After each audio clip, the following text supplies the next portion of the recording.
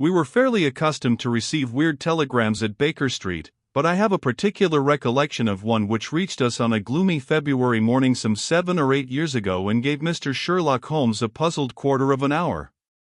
It was addressed to him, and ran thus: "Please await me. Terrible misfortune. Right wing 3/4 missing, indispensable tomorrow. Overton. Strand postmark and dispatch 10:36, said Holmes, reading it over and over. Mr. Overton was evidently considerably excited when he sent it, and somewhat incoherent in consequence. Well, he will be here, I dare say, by the time I have looked through the Times, and then we shall know all about it. Even the most insignificant problem would be welcome in these stagnant days." Things had indeed been very slow with us, and I had learned to dread such periods of inaction, for I knew by experience that my companion's brain was so abnormally active that it was dangerous to leave it without material upon which to work. For years I had gradually weaned him from that drug mania which had threatened once to check his remarkable career. Now I knew that under ordinary conditions he no longer craved for this artificial stimulus, but I was well aware that the fiend was not dead, but sleeping, and I have known that the sleep was a light one and the waking near when in periods of idleness I have seen the drawn look upon Holmes's ascetic face, and the brooding of his deep-set and inscrutable eyes. Therefore I blessed this Mr. Overton, whoever he might be, since he had come with his enigmatic message to break the dangerous calm which brought more peril to my friend than all the storms of his tempestuous life. As we had expected, the telegram was soon followed by its sender, and the card of Mr. Cyril Overton, of Trinity College, Cambridge, announced the arrival of an enormous young man, 16 stone of solid bone and muscle, who spanned the doorway with his broad shoulders and looked from one of us to the other with a comely face which was haggard with anxiety. "Mr. Sherlock Holmes?" My companion bowed. "I've been down to Scotland Yard, Mr. Holmes. I saw Inspector Stanley Hopkins. He advised me to come to you. He said the case, so far as he could see, was more in your line than in that of the regular police." "Pray sit down and tell me what is the matter." "It's awful, Mr. Holmes, simply awful. I wonder my hair isn't gray. Godfrey Staunton, you've heard of him, of course? He's simply the hinge that the whole team turns on. I'd rather spare 2 from the pack and have Godfrey for my 3/4 line. Whether it's passing, or tackling, or dribbling, there's no one to touch him, and then, he's got the head and can hold us all together. What am I to do? That's what I ask you, Mr. Holmes. There's Morehouse, first reserve, but he is trained as a half, and he always edges right in onto the scrum instead of keeping out on the touchline. He's a fine place kick, it's true, but, then, he has no judgment, and he can't sprint for nuts. Why, Morton or Johnson, the Oxford Flyers, could romp round him. Stevenson is fast enough, but he couldn't drop from the 25 line, and a 3/4 who can't either punt or drop isn't worth a place for pace alone. No, Mr. Holmes, we are done unless you can help me to find Godfrey Staunton." My friend had listened with amused surprise to this long speech, which was poured forth with extraordinary vigor and earnestness, every point being driven home by the slapping of a brawny hand upon the speaker's knee. When our visitor was silent, Holmes stretched out his hand and took down letter S of his commonplace book. For once he dug in vain into that mine of varied information. "There is Arthur H. Staunton, the rising young forger," said he, "and there was Henry Staunton, whom I helped to hang, but Godfrey Staunton is a new name to me." It was our visitor's turn to look surprised.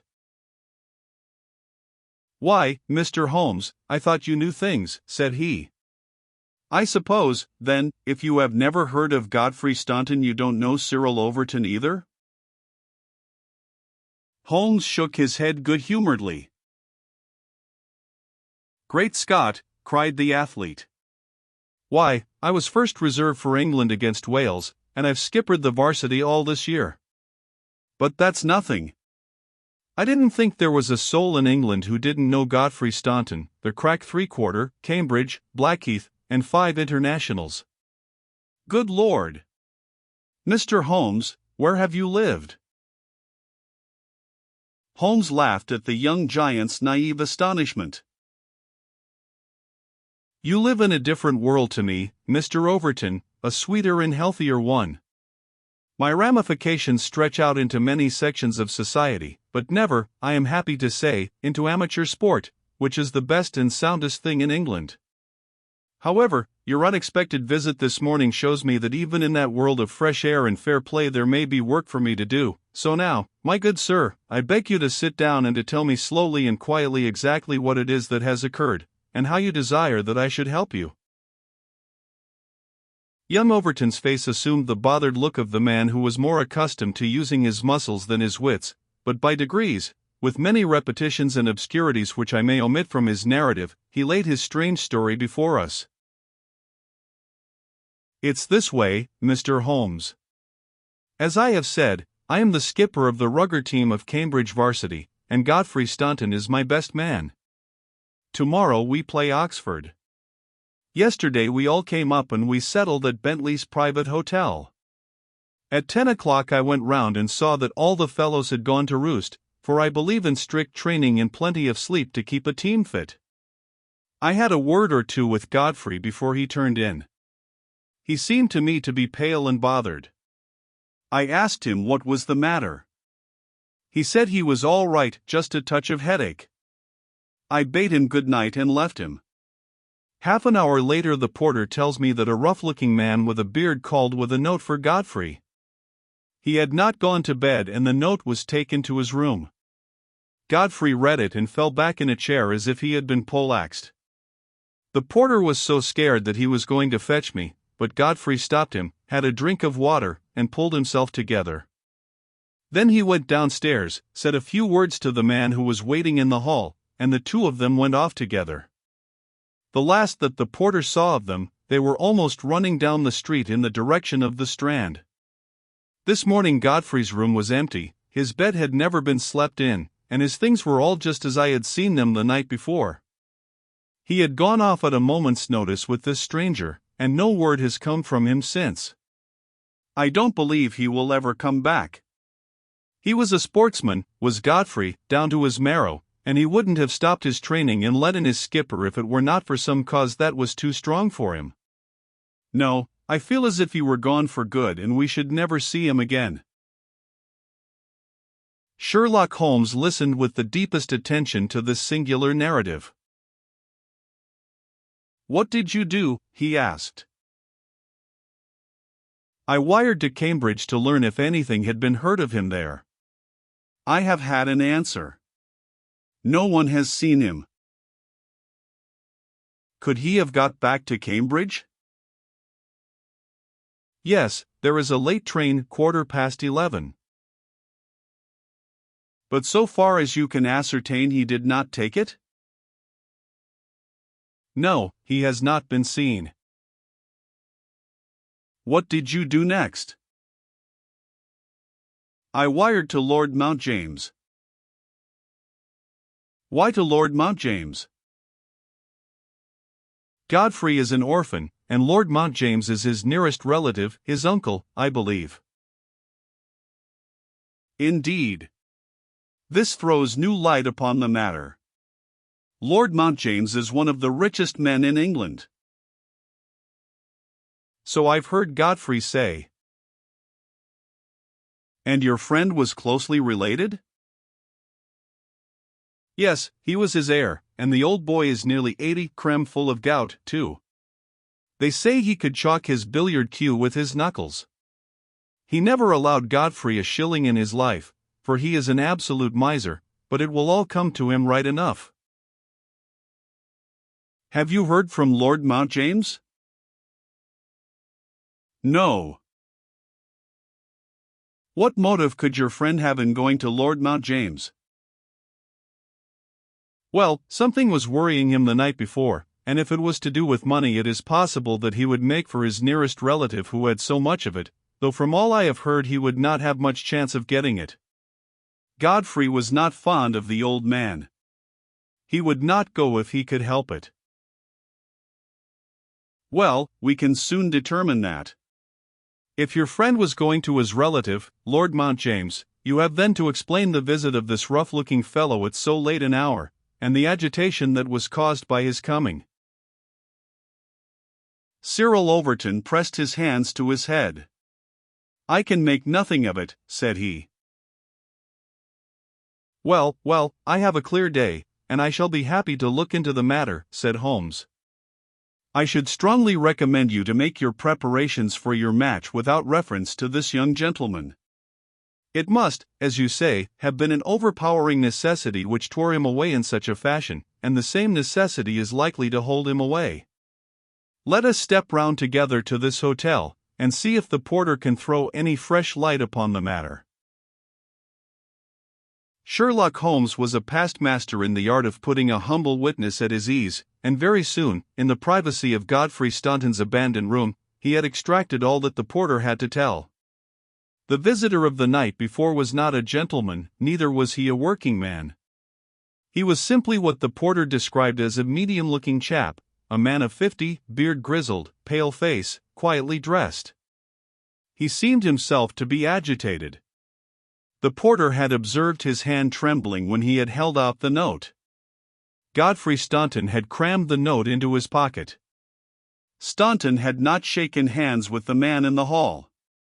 They had exchanged a few sentences, of which the porter had only distinguished the one word time. Then they had hurried off in the manner described. It was just 10:30 by the hall clock. Let me see, said Holmes, seating himself on Staunton's bed. You are the day porter, are you not? Yes, sir, I go off duty at 11. The night porter saw nothing, I suppose? No, sir, one theater party came in late. No one else. Were you on duty all day yesterday? Yes, sir. Did you take any messages to Mr. Staunton? Yes, sir, one telegram. Ah. That's interesting. What o'clock was this? About 6. Where was Mr. Staunton when he received it? Here in his room. Were you present when he opened it? Yes, sir, I waited to see if there was an answer. Well, was there? Yes, sir. He wrote an answer. Did you take it? No, he took it himself. But he wrote it in your presence? Yes, sir. I was standing by the door, and he with his back turned at that table. When he had written it, he said, All right, porter, I will take this myself. What did he write it with? A pen, sir. Was the telegraphic form one of these on the table? Yes, sir, it was the top one. Holmes rose. Taking the forms, he carried them over to the window and carefully examined that which was uppermost. It is a pity he did not write in pencil, said he, throwing them down again with a shrug of disappointment. As you have no doubt frequently observed, Watson, the impression usually goes through a fact which has dissolved many a happy marriage. However, I can find no trace here. I rejoice, however, to perceive that he wrote with a broad-pointed quill pen, and I can hardly doubt that we will find some impression upon this blotting pad. Ah, yes, surely this is the very thing. He tore off a strip of the blotting paper and turned towards us the following hieroglyphic. Graphic. Cyril Overton was much excited. Hold it to the glass, he cried. That is unnecessary, said Holmes. The paper is thin, and the reverse will give the message. Here it is. He turned it over and we read. Graphic. So that is the tail end of the telegram which Godfrey Staunton dispatched within a few hours of his disappearance. There are at least 6 words of the message which have escaped us, but what remains, stand by us for God's sake, proves that this young man saw a formidable danger which approached him, and from which someone else could protect him. U.S., mark you. Another person was involved. Who should it be but the pale-faced, bearded man, who seemed himself in so nervous a state? What, then, is the connection between Godfrey Staunton and the bearded man? And what is the third source from which each of them sought for help against pressing danger? Our inquiry has already narrowed down to that. We have only to find to whom that telegram is addressed, I suggested. Exactly, my dear Watson. Your reflection, though profound, had already crossed my mind. But I dare say it may have come to your notice that if you walk into a post office and demand to see the counterfoil of another man's message, there may be some disinclination on the part of the officials to oblige you. There is so much red tape in these matters. However, I have no doubt that with a little delicacy and finesse the end may be attained. Meanwhile, I should like in your presence, Mr. Overton, to go through these papers which have been left upon the table. There were a number of letters, bills, and notebooks, which Holmes turned over and examined with quick, nervous fingers and darting, penetrating eyes. Nothing here, he said, at last. By the way, I suppose your friend was a healthy young fellow, nothing amiss with him? Sound as a bell. Have you ever known him ill? Not a day. He has been laid up with a hack, and once he slipped his kneecap, but that was nothing. Perhaps he was not so strong as you suppose. I should think he may have had some secret trouble. With your assent, I will put 1 or 2 of these papers in my pocket, in case they should bear upon our future inquiry. One moment, cried a querulous voice, and we looked up to find a queer little old man, jerking and twitching in the doorway. He was dressed in rusty black, with a very broad-brimmed top hat and a loose white necktie, the whole effect being that of a very rustic parson or of an undertaker's mute. Yet, in spite of his shabby and even absurd appearance, his voice had a sharp crackle, and his manner a quick intensity which commanded attention. "Who are you, sir, and by what right do you touch this gentleman's papers?" he asked. "I am a private detective, and I am endeavoring to explain his disappearance." "Oh, you are you? And who instructed you, eh?" "This gentleman, Mr. Staunton's friend, was referred to me by Scotland Yard." "Who are you, sir?" "I am Cyril Overton." "Then it is you who sent me a telegram." "My name is Lord Mountjames. I came round as quickly as the Bayswater bus would bring me." "So you have instructed a detective?" "Yes, sir." "And are you prepared to meet the cost?" "I have no doubt, sir, that my friend Godfrey, when we find him, will be prepared to do that." "But if he is never found, eh? Answer me that." "In that case, no doubt his family." "Nothing of the sort, sir," screamed the little man. "Don't look to me for a penny, not a penny. You understand that, Mr. Detective. I am all the family that this young man has got, and I tell you that I am not responsible.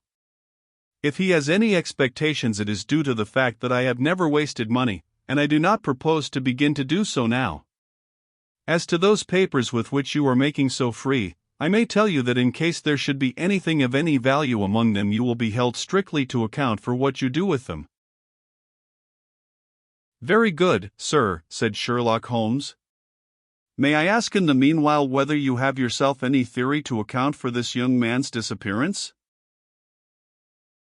No, sir, I have not. He is big enough and old enough to look after himself, and if he is so foolish as to lose himself, I entirely refuse to accept the responsibility of hunting for him. I quite understand your position, said Holmes, with a mischievous twinkle in his eyes. Perhaps you don't quite understand mine. Godfrey Staunton appears to have been a poor man. If he has been kidnapped, it could not have been for anything which he himself possesses. The fame of your wealth has gone abroad, Lord Mountjames, and it is entirely possible that a gang of thieves have secured your nephew in order to gain from him some information as to your house, your habits, and your treasure. The face of our unpleasant little visitor turned as white as his neckcloth. Heavens, sir, what an idea! I never thought of such villainy. What inhuman rogues there are in the world! But Godfrey is a fine lad, a staunch lad. Nothing would induce him to give his old uncle away. I'll have the plate moved over to the bank this evening. In the meantime, spare no pains, Mr. Detective. I beg you to leave no stone unturned to bring him safely back. As to money, well, so far as a fiver, or even a tenner, goes, you can always look to me. Even in his chastened frame of mind, the noble miser could give us no information which could help us, for he knew little of the private life of his nephew. Our only clue lay in the truncated telegram, and with a copy of this in his hand, Holmes set forth to find a second link for his chain. We had shaken off Lord Mountjames, and Overton had gone to consult with the other members of his team over the misfortune which had befallen them. There was a telegraph office at a short distance from the hotel. We halted outside it. It's worth trying, Watson, said Holmes. Of course, with a warrant we could demand to see the counterfoils, but we have not reached that stage yet. I don't suppose they remember faces in so busy a place. Let us venture it. I am sorry to trouble you, said he, in his blandest manner, to the young woman behind the grating. There is some small mistake about a telegram I sent yesterday. I have had no answer, and I very much fear that I must have omitted to put my name at the end. Could you tell me if this was so? The young woman turned over a sheaf of counterfoils. What o'clock was it? She asked. A little after 6. Whom was it to? Holmes put his finger to his lips and glanced at me. The last words in it were, "For God's sake," he whispered, confidentially, "I am very anxious at getting no answer." The young woman separated one of the forms. This is it. There is no name, said she, smoothing it out upon the counter. Then that, of course, accounts for my getting no answer, said Holmes. Dear me, how very stupid of me, to be sure. Good morning, miss, and many thanks for having relieved my mind. He chuckled and rubbed his hands when we found ourselves in the street once more. Well? I asked. We progress, my dear Watson, we progress. I had 7 different schemes for getting a glimpse of that telegram, but I could hardly hope to succeed the very first time. And what have you gained? A starting point for our investigation. He hailed a cab. King's Cross Station, said he. We have a journey, then? Yes, I think we must run down to Cambridge together. All the indications seem to me to point in that direction. Tell me, I asked, as we rattled up Gray's Inn Road, have you any suspicion yet as to the cause of the disappearance? I don't think that among all our cases I have known one where the motives are more obscure. Surely you don't really imagine that he may be kidnapped in order to give information against his wealthy uncle?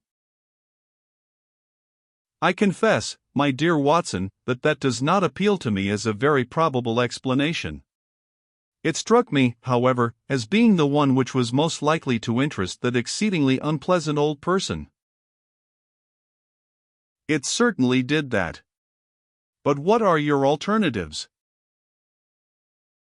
I could mention several. You must admit that it is curious and suggestive that this incident should occur on the eve of this important match, and should involve the only man whose presence seems essential to the success of the side. It may, of course, be coincidence, but it is interesting. Amateur sport is free from betting, but a good deal of outside betting goes on among the public, and it is possible that it might be worth someone's while to get at a player as the ruffians of the turf get at a racehorse. There is one explanation. A second very obvious one is that this young man really is the heir of a great property, however modest his means may at present be, and it is not impossible that a plot to hold him for ransom might be concocted. These theories take no account of the telegram. Quite true, Watson. The telegram still remains the only solid thing with which we have to deal, and we must not permit our attention to wander away from it. It is to gain light upon the purpose of this telegram that we are now upon our way to Cambridge. The path of our investigation is at present obscure, but I shall be very much surprised if before evening we have not cleared it up or made a considerable advance along it. It was already dark when we reached the old university city. Holmes took a cab at the station, and ordered the man to drive to the house of Dr. Leslie Armstrong. A few minutes later we had stopped at a large mansion in the busiest thoroughfare. We were shown in, and after a long wait were at last admitted into the consulting room, where we found the doctor seated behind his table. It argues the degree in which I had lost touch with my profession that the name of Leslie Armstrong was unknown to me. Now I am aware that he is not only one of the heads of the medical school of the university, but a thinker of European reputation in more than one branch of science. Yet even without knowing his brilliant record one could not fail to be impressed by a mere glance at the man, the square, massive face, the brooding eyes under the thatched brows, and the granite molding of the inflexible jaw. A man of deep character, a man with an alert mind, grim, ascetic, self-contained, formidable, so I read Dr. Leslie Armstrong. He held my friend's card in his hand, and he looked up with no very pleased expression upon his dark features. I have heard your name, Mr. Sherlock Holmes, and I am aware of your profession, one of which I by no means approve. In that, doctor, you will find yourself in agreement with every criminal in the country, said my friend, quietly.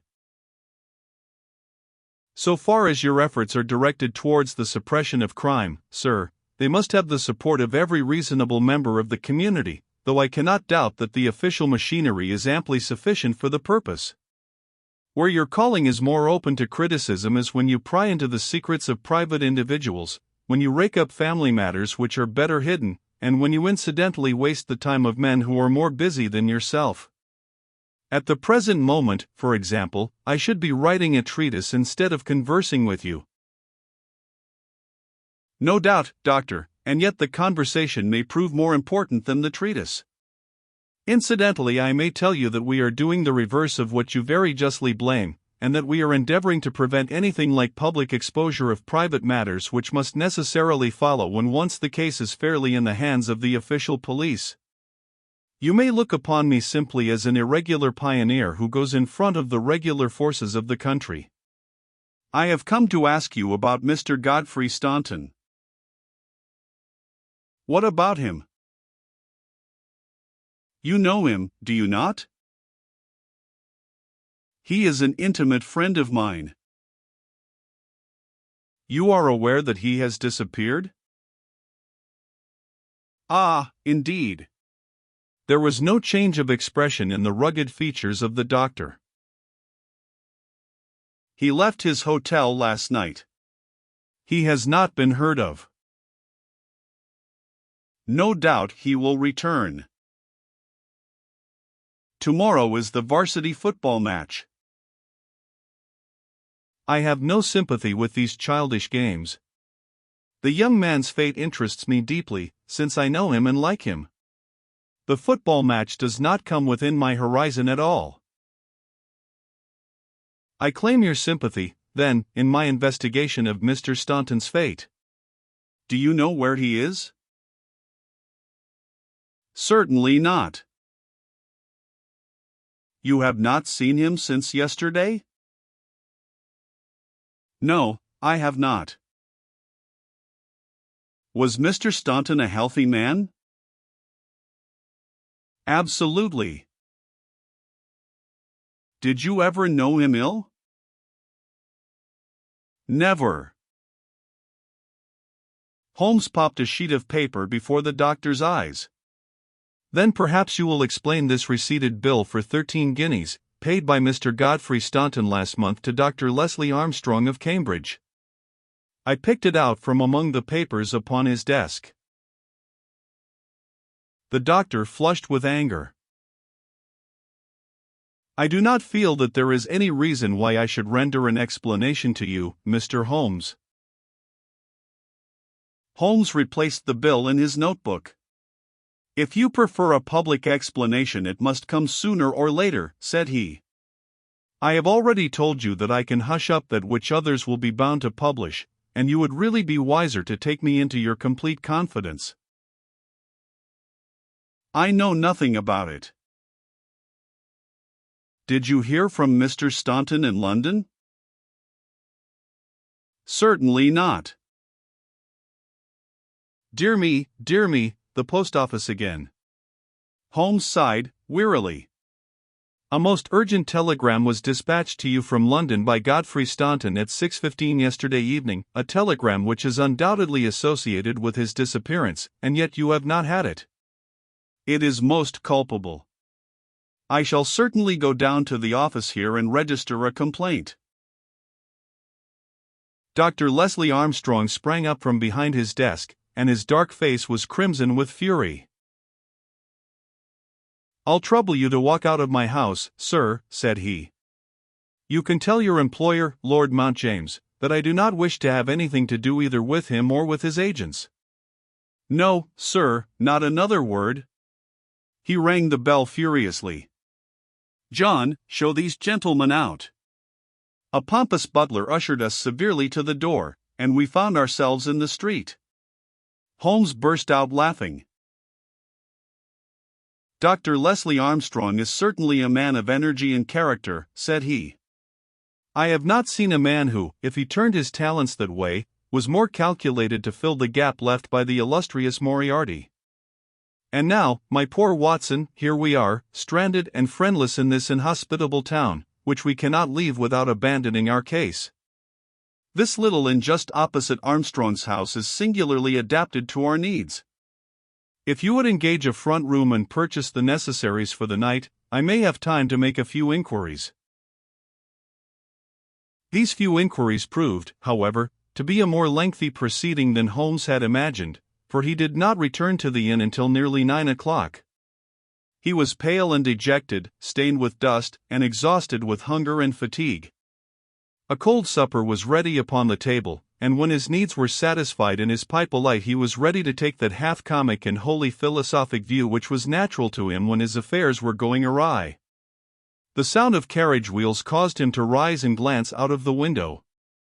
A brougham and pair of greys under the glare of a gas lamp stood before the doctor's door. It's been out 3 hours, said Holmes, started at 6:30, and here it is back again. That gives a radius of 10 or 12 miles, and he does it once, or sometimes twice, a day. No unusual thing for a doctor in practice. But Armstrong is not really a doctor in practice. He is a lecturer and a consultant, but he does not care for general practice, which distracts him from his literary work. Why, then, does he make these long journeys, which must be exceedingly irksome to him, and who is it that he visits? His coachman. My dear Watson, can you doubt that it was to him that I first applied? I do not know whether it came from his own innate depravity or from the promptings of his master, but he was rude enough to set a dog at me. Neither dog nor man liked the look of my stick, however, and the matter fell through. Relations were strained after that, and further inquiries out of the question. All that I have learned I got from a friendly native in the yard of our own inn. It was he who told me of the doctor's habits and of his daily journey. At that instant, to give point to his words, the carriage came round to the door. Could you not follow it? Excellent, Watson. You are scintillating this evening. The idea did cross my mind. There is, as you may have observed, a bicycle shop next to our inn. Into this I rushed, engaged a bicycle, and was able to get started before the carriage was quite out of sight. I rapidly overtook it, and then, keeping at a discreet distance of 100 yards or so, I followed its lights until we were clear of the town. We had got well out on the country road when a somewhat mortifying incident occurred. The carriage stopped, the doctor alighted, walked swiftly back to where I had also halted, and told me in an excellent sardonic fashion that he feared the road was narrow, and that he hoped his carriage did not impede the passage of my bicycle. Nothing could have been more admirable than his way of putting it. I at once rode past the carriage, and, keeping to the main road, I went on for a few miles, and then halted in a convenient place to see if the carriage passed. There was no sign of it, however, and so it became evident that it had turned down one of several side roads which I had observed. I rode back, but again saw nothing of the carriage, and now, as you perceive, it has returned after me. Of course, I had at the outset no particular reason to connect these journeys with the disappearance of Godfrey Staunton, and was only inclined to investigate them on the general grounds that everything which concerns Dr. Armstrong is at present of interest to us, but, now that I find he keeps so keen a lookout upon anyone who may follow him on these excursions, the affair appears more important, and I shall not be satisfied until I have made the matter clear. We can follow him tomorrow. Can we? It is not so easy as you seem to think. You are not familiar with Cambridgeshire scenery, are you? It does not lend itself to concealment. All this country that I passed over tonight is as flat and clean as the palm of your hand, and the man we are following is no fool, as he very clearly showed tonight. I have wired to Overton to let us know any fresh London developments at this address, and in the meantime we can only concentrate our attention upon Dr. Armstrong, whose name the obliging young lady at the office allowed me to read upon the counterfoil of Staunton's urgent message. He knows where the young man is, to that I'll swear, and if he knows, then it must be our own fault if we cannot manage to know also. At present it must be admitted that the odd trick is in his possession, and, as you are aware, Watson, it is not my habit to leave the game in that condition. And yet the next day brought us no nearer to the solution of the mystery. A note was handed in after breakfast, which Holmes passed across to me with a smile. Sir, it ran, I can assure you that you are wasting your time and dogging my movements. I have, as you discovered last night, a window at the back of my brougham, and if you desire a 20-mile ride which will lead you to the spot from which you started, you have only to follow me. Meanwhile, I can inform you that no spying upon me can in any way help Mr. Godfrey Staunton, and I am convinced that the best service you can do to that gentleman is to return at once to London and to report to your employer that you are unable to trace him. Your time in Cambridge will certainly be wasted. Yours faithfully, Leslie Armstrong. An outspoken, honest antagonist is the doctor, said Holmes. Well, he excites my curiosity, and I must really know more before I leave him. His carriage is at his door now, said I, there he is stepping into it. I saw him glance up at our window as he did so. Suppose I try my luck upon the bicycle? No, my dear Watson. With all respect for your natural acumen, I do not think that you are quite a match for the worthy doctor. I think that possibly I can attain our end by some independent explorations of my own. I am afraid that I must leave you to your own devices, as the appearance of two inquiring strangers upon a sleepy countryside might excite more gossip than I care for. No doubt you will find some sights to amuse you in this venerable city, and I hope to bring back a more favorable report to you before evening. Once more, however, my friend was destined to be disappointed. He came back at night weary and unsuccessful. I have had a blank day, Watson. Having got the doctor's general direction, I spent the day in visiting all the villages upon that side of Cambridge, and comparing notes with publicans and other local news agencies. I have covered some ground. Chesterton, Histon, Waterbeach, and Oakington have each been explored and have each proved disappointing. The daily appearance of a brougham and pair could hardly have been overlooked in such sleepy hollows. The doctor has scored once more. Is there a telegram for me? Yes, I opened it. Here it is. Ask for Pompey from Jeremy Dixon, Trinity College. I don't understand it. Oh, it is clear enough. It is from our friend Overton, and is in answer to a question from me. I'll just send round a note to Mr. Jeremy Dixon, and then I have no doubt that our luck will turn. By the way, is there any news of the match? Yes, the local evening paper has an excellent account in its last edition. Oxford won by a goal and 2 tries. The last sentences of the description say, the defeat of the Light Blues may be entirely attributed to the unfortunate absence of the crack international, Godfrey Staunton, whose want was felt at every instant of the game. The lack of combination in the three-quarter line and their weakness both in attack and defense more than neutralized the efforts of a heavy and hard-working pack. Then our friend Overton's forebodings have been justified, said Holmes. Personally, I am in agreement with Dr. Armstrong, and football does not come within my horizon. Early to bed tonight, Watson, for I foresee that tomorrow may be an eventful day. I was horrified by my first glimpse of Holmes next morning, for he sat by the fire holding his tiny hypodermic syringe. I associated that instrument with the single weakness of his nature, and I feared the worst when I saw it glittering in his hand. He laughed at my expression of dismay, and laid it upon the table. No, my dear fellow, there is no cause for alarm. It is not upon this occasion the instrument of evil, but it will rather prove to be the key which will unlock our mystery. On this syringe I base all my hopes. I have just returned from a small scouting expedition and everything is favorable. Eat a good breakfast, Watson, for I propose to get upon Dr. Armstrong's trail today, and once on it I will not stop for rest or food until I run him to his burrow. In that case, said I, we had best carry our breakfast with us, for he is making an early start.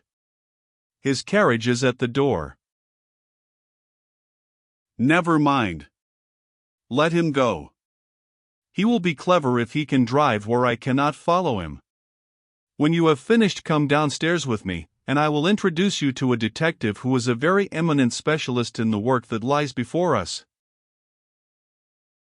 When we descended, I followed Holmes into the stable yard, where he opened the door of a loose box and let out a squat, lop-eared, white and tan dog, something between a beagle and a foxhound. Let me introduce you to Pompey, said he. Pompey is the pride of the local draghounds, no very great flyer, as his build will show, but a staunch hound on a scent. Well, Pompey, you may not be fast, but I expect you will be too fast for a couple of middle-aged London gentlemen, so I will take the liberty of fastening this leather leash to your collar. Now, boy, come along, and show what you can do. He led him across to the doctor's door. The dog sniffed round for an instant, and then with a shrill whine of excitement started off down the street, tugging at his leash in his efforts to go faster. In half an hour, we were clear of the town and hastening down a country road. What have you done, Holmes? I asked. A threadbare and venerable device, but useful upon occasion. I walked into the doctor's yard this morning and shot my syringe full of aniseed over the hind wheel. A draghound will follow aniseed from here to John O'Groats, and our friend Armstrong would have to drive through the cam before he would shake Pompey off his trail. Oh, the cunning rascal! This is how he gave me the slip the other night. The dog had suddenly turned out of the main road into a grass-grown lane. Half a mile farther this opened into another broad road, and the trail turned hard to the right in the direction of the town, which we had just quitted. The road took a sweep to the south of the town and continued in the opposite direction to that in which we started. "This detour has been entirely for our benefit, then," said Holmes.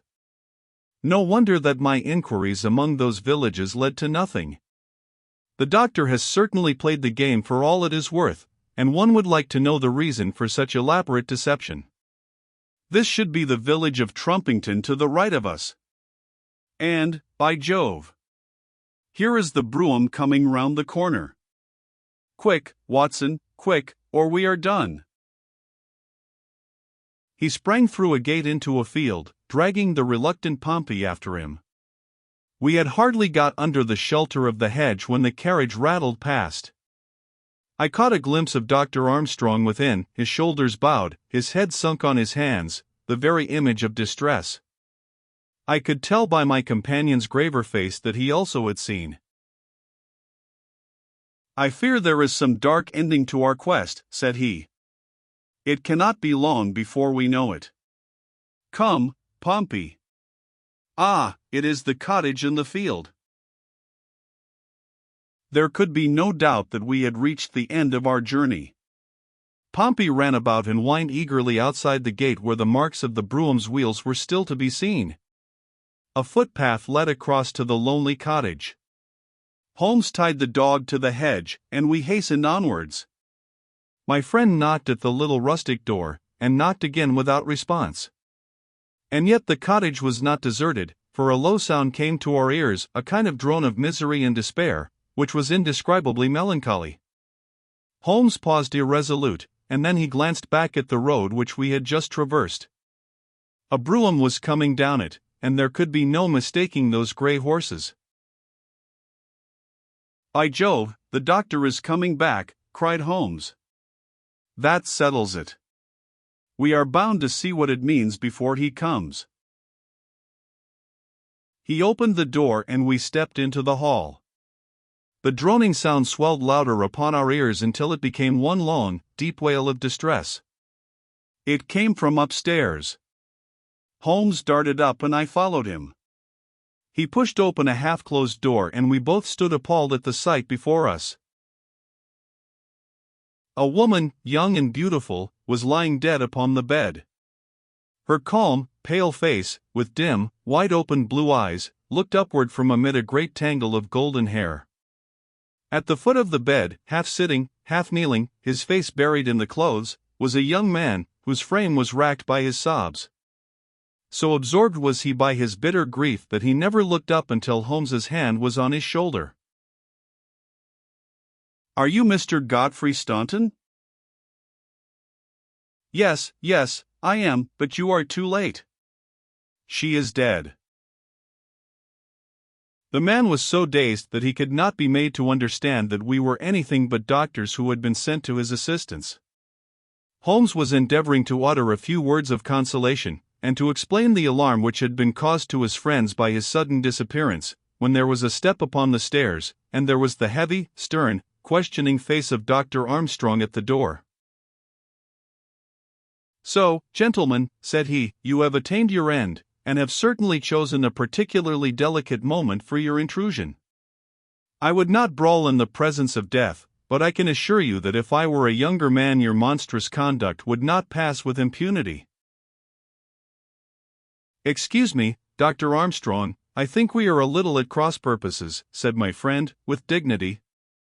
"If you could step downstairs with us we may each be able to give some light to the other upon this miserable affair." A minute later the grim doctor and ourselves were in the sitting-room below.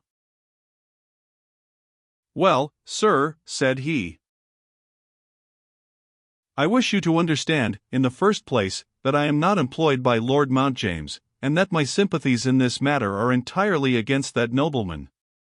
When a man is lost it is my duty to ascertain his fate, but having done so the matter ends so far as I am concerned, and so long as there is nothing criminal, I am much more anxious to hush up private scandals than to give them publicity. If, as I imagine, there is no breach of the law in this matter, you can absolutely depend upon my discretion and my cooperation in keeping the facts out of the papers." Dr. Armstrong took a quick step forward and wrung Holmes by the hand. "You are a good fellow," said he. "I had misjudged you. I thank heaven that my compunction at leaving poor Staunton all alone in this plight caused me to turn my carriage back, and so to make your acquaintance. Knowing as much as you do, the situation is very easily explained. A year ago Godfrey Staunton lodged in London for a time, and became passionately attached to his landlady's daughter, whom he married. She was as good as she was beautiful, and as intelligent as she was good. No man need be ashamed of such a wife. But Godfrey was the heir to this crabbed old nobleman, and it was quite certain that the news of his marriage would have been the end of his inheritance. I knew the lad well, and I loved him for his many excellent qualities. I did all I could to help him to keep things straight. We did our very best to keep the thing from everyone, for when once such a whisper gets about it is not long before everyone has heard it. Thanks to this lonely cottage and his own discretion, Godfrey has up to now succeeded. Their secret was known to no one save to me and to one excellent servant who has at present gone for assistance to Trumpington. But at last there came a terrible blow in the shape of dangerous illness to his wife. It was consumption of the most virulent kind. The poor boy was half crazed with grief, and yet he had to go to London to play this match, for he could not get out of it without explanations which would expose his secret. I tried to cheer him up by a wire, and he sent me one in reply imploring me to do all I could. This was the telegram which you appear in some inexplicable way to have seen. I did not tell him how urgent the danger was, for I knew that he could do no good here, but I sent the truth to the girl's father, and he very injudiciously communicated it to Godfrey. The result was that he came straight away in a state bordering on frenzy, and has remained in the same state, kneeling at the end of her bed, until this morning death put an end to her sufferings. That is all, Mr. Holmes, and I am sure that I can rely upon your discretion and that of your friend." Holmes grasped the doctor's hand. "Come, Watson," said he, and we passed from that house of grief into the pale sunlight of the winter day.